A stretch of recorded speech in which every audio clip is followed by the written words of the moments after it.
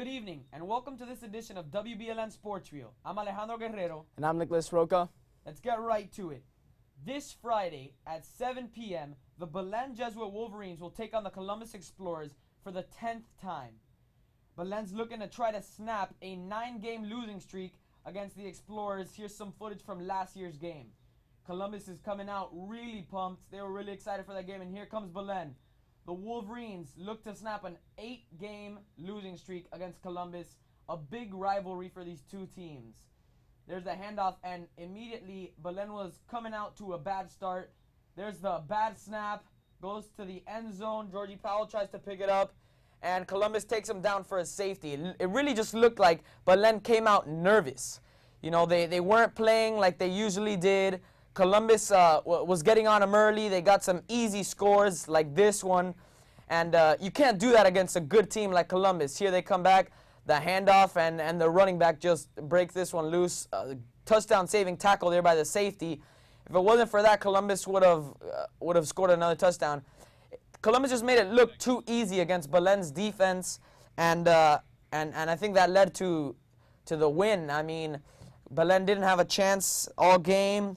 Columbus was in control the full game, and here's another mistake by Belen, and they were just really being embarrassed by this really talented Columbus team.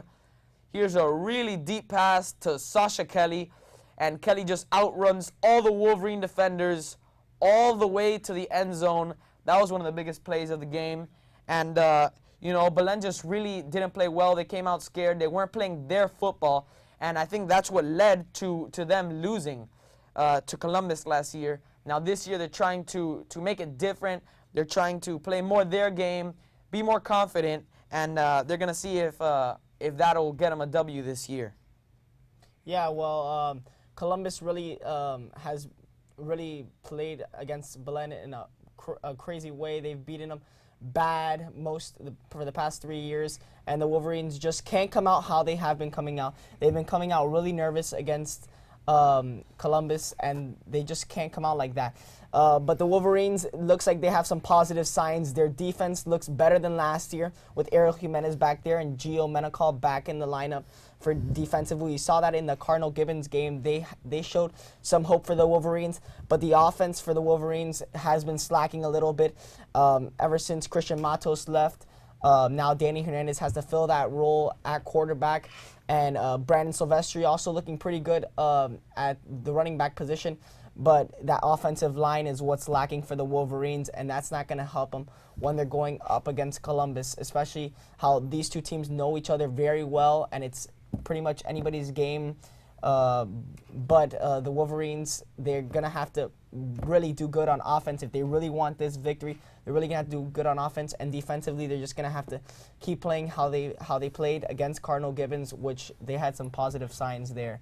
If the offense plays exceptionally well and the defense also, the Wolverines may have a chance of winning it this year. Yeah, I think so too. Now to some college football games. FSU ran away with a victory against Oklahoma State. You know, FSU, the reigning national champs, they really needed to come out strong, send a message that they were going to win it again this year. And Oklahoma State actually gave them a run for their money. They had a chance until the end when one of the cornerbacks for FSU hit the quarterback for Oklahoma State and made him fumble in the last few minutes. There you see a pass from Jameis Winston for the first down. This is early first half. And then Oklahoma State coming back with a drive of their own. A pass over the middle, and it gets picked off, returned. FSU had a commanding lead in the beginning, but then Oklahoma State started to get into a groove. Here we go into the second quarter. Let's get some of that action. Here, Florida State, Jameis Winston, the Heisman Trophy winner, stepping up in the pocket, deep pass, and there you have Rashad Green catching a deep pass. You know, they've been connecting well this year. Jameis Winston looking to take his team to another national championship. Here's the handoff. The running back makes a couple moves and just runs over that safety straight into the end zone. Another touchdown for Florida State. Here they were up 17-0 against Oklahoma State. Looked like it was over. And now 17-7, Jameis Winston decides to throw a pass down the sideline, and it gets picked off by Oklahoma State. That was one of the 2 mistakes that Winston made. And now here in the third quarter, Oklahoma State slowly coming back, cut it to 10. A pass over the middle, and he is gone. Looked like nobody was even on that wide receiver. He just walked into the end zone. Great play there by Oklahoma State, and that's just what was keeping him in the game. And then here, Jameis Winston calling his own number, making a few people miss, hurdling his offensive lineman, juking another guy, and just diving into the end zone. You knew he wanted this game when he throws himself out there like this, jumping over people. That just shows his athleticism and how much he wants to carry this team to another championship. Now here in the fourth quarter, Oklahoma State has a chance. Like I said, quarterback comes out. He gets flipped. He fumbles. And Florida State recovers. And that was the last chance for Oklahoma State. A sad way to lose there. Quarterback had just run for a touchdown the last drive for Oklahoma State. And there he just got hit hard by the cornerback, gets flipped. And now here Jameis Winston throws a dart, and Rashad Green takes it to the house, seals the game for FSU, and Oklahoma State is out of this. A real scare for FSU.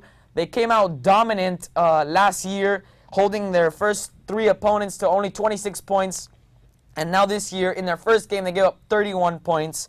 They're slacking, and they almost got all their starters back. So, that's pretty scary if you're a reigning champ FSU. Yeah, well, Jameis Winston, he came out to the game very well. He had a great game. He had a great first quarter against Oklahoma State, but it seemed like it kept slowing down until that acrobatic play when he got into the end zone.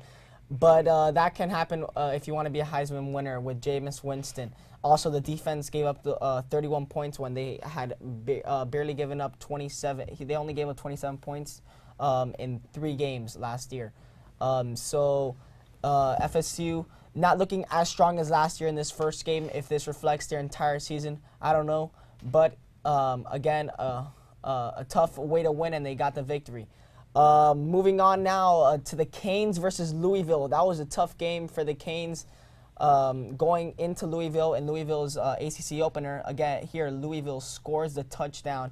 Louisville started off up 7-0 against the Canes. Here, Brad Kaya finds the receiver downfield, takes it to the 3-yard line. Brad Kaya looked like starting off great, throwing the ball again here to Wafer, touchdown.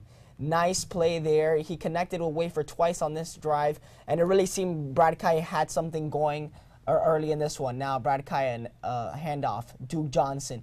This is what we were missing from Duke Johnson towards the end of the season. A great run here, a big gain for the University of Miami, and they got something going there. Now again, Brad Kaya this time 2nd and 16. Gets a nice completion downfield, gets it inside the 10-yard line. A great play there for the Canes. Seemed like some hope. Now the kickoff return. Louisville here after that field goal made by the Canes. Louisville brings it back home. That was Lamb bringing it back for a touchdown, 98-yard return, and that really gave Louisville that adrenaline rush to keep going and playing tough. Here now, Louisville again playing. Just gives them a sack there, gets the fumble, trying to get into the end zone if he could, but the QB from Louisville holding on for dear life, couldn't really get anything going there. Louisville now a run, gets into the end zone. Now Louisville up 21-13, and that really started to extend the lead there. Now Brad Kaya, this is one of the few mistakes he made during the game. That interception, just underthrew the ball there.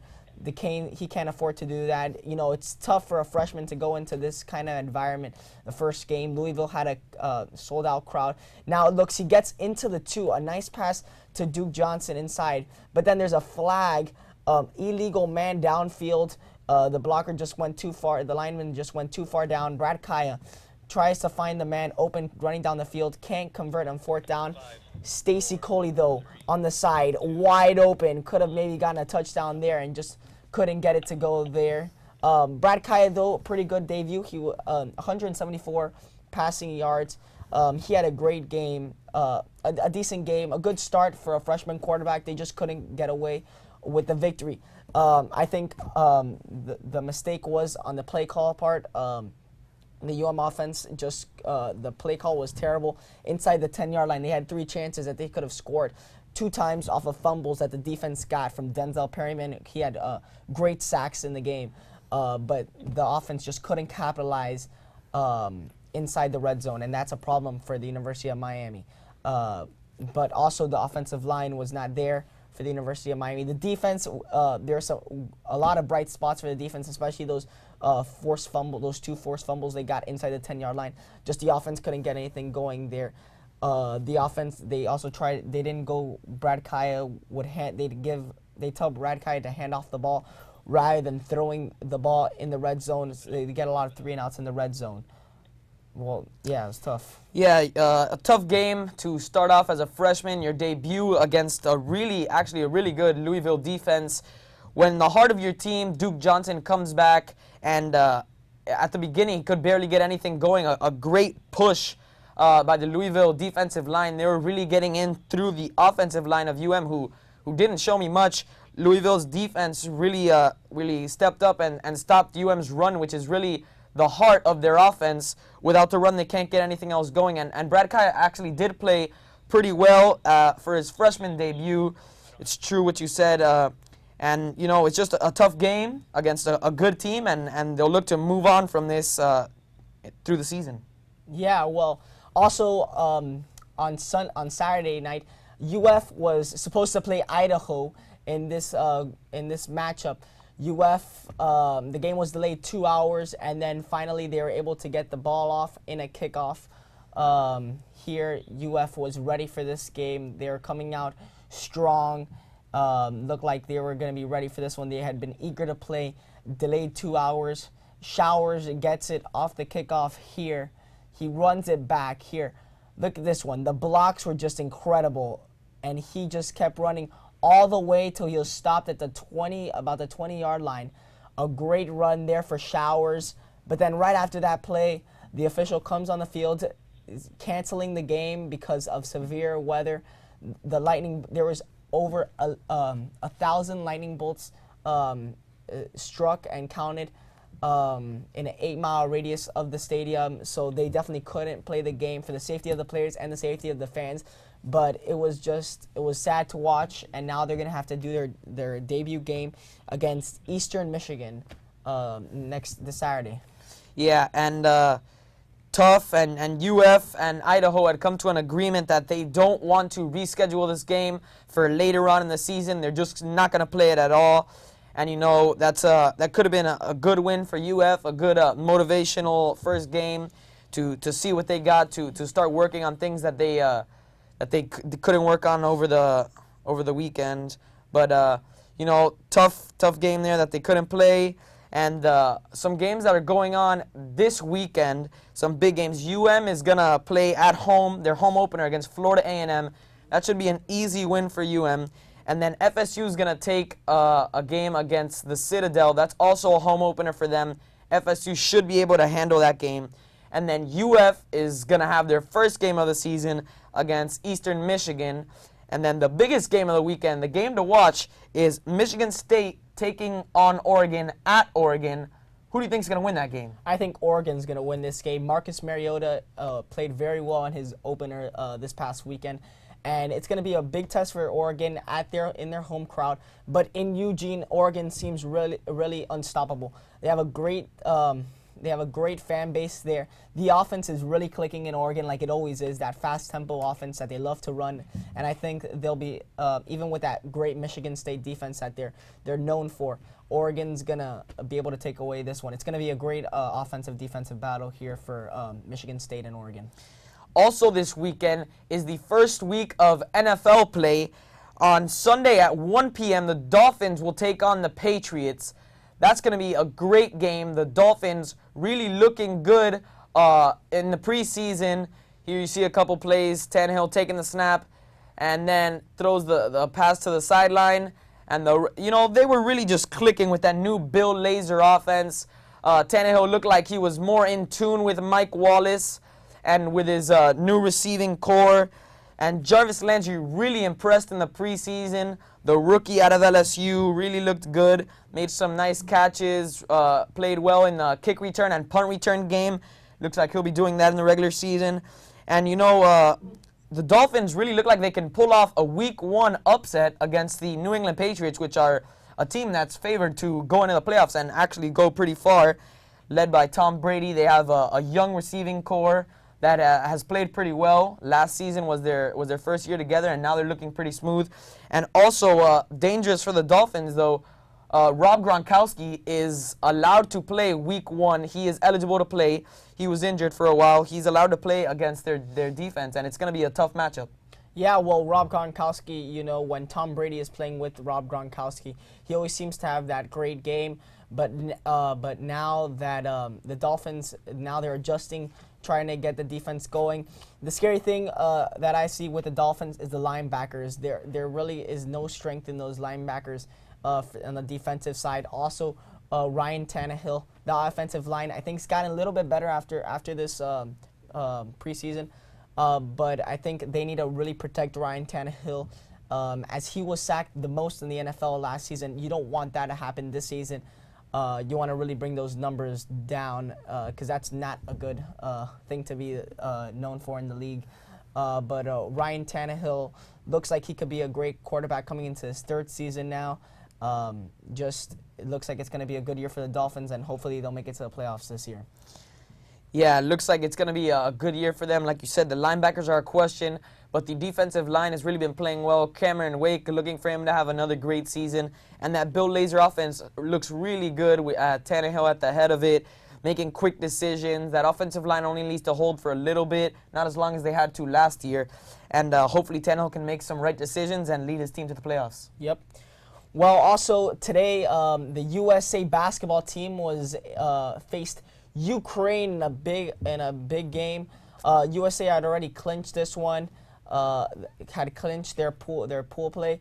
Now you see transition offense. Derrick Rose takes it down the court, misses the layup, but right there to put it in the hole. Anthony Davis with a putback slam. USA had a little bit of a scare there as they're down by a few points, by 4 points towards the beginning of the game, but they started to pull away. James Harden now to the basket. Great play and one. He's been really playing great for the Team USA. James Harden in this one had 17 points. When he was on the court, the team was plus 13. Also, now towards the end of the game, when the USA was really pulled away, Kyrie Irving went down. Looked like he had a lower back injury, and that didn't help the USA. But the USA ended up coming away with the victory. A nice victory for the USA. Team USA, as they're gonna start going into the tournament play, coming out number 1 in their pool, and Team USA led a great player, the Manimal, Kenneth Faried. He's been playing great basketball. Also, Derrick Rose has been looking very good coming off his injury. Anthony Davis, James Harden. So they're all really connecting very well. We thought maybe the team wouldn't be looking as good with Paul George, but they're looking fantastic so far. And we should look forward to maybe a gold medal here in the FIBA World Cup Championship. Yeah, big loss for the Team USA, losing arguably the best point guard in the NBA in Kyrie Irving. But, you know, they have been getting some big play from the Manimal, Kenneth Faried, from Anthony Davis, from Steph Curry, James Harden, Derrick Rose. Most of those guys have been stepping up. A big loss, but I think Team USA can still win the FIBA World Cup without him. Yeah, I think they could win the FIBA World Cup because they have so much depth in their bench, and they're so deep that they could get anybody on that team and pull them in and be able to win. Well, some dates you should mark your calendar. The Belen cross-country team starts their season on Saturday in their home opener in Estero. Also, fall ball started today for the Belen baseball team. So if you want to come out and see, catch some action, the dates are online. Thank you, and make sure to tune in tomorrow night at 7 p.m. for the coverage of the Belen Columbus football game. You can catch it live on YouTube. It's the BTV channel. You can just search up Belen Jesuit Preparatory School, and it should be there. Make sure to tune in. It's going to be a good game, and go Wolverines.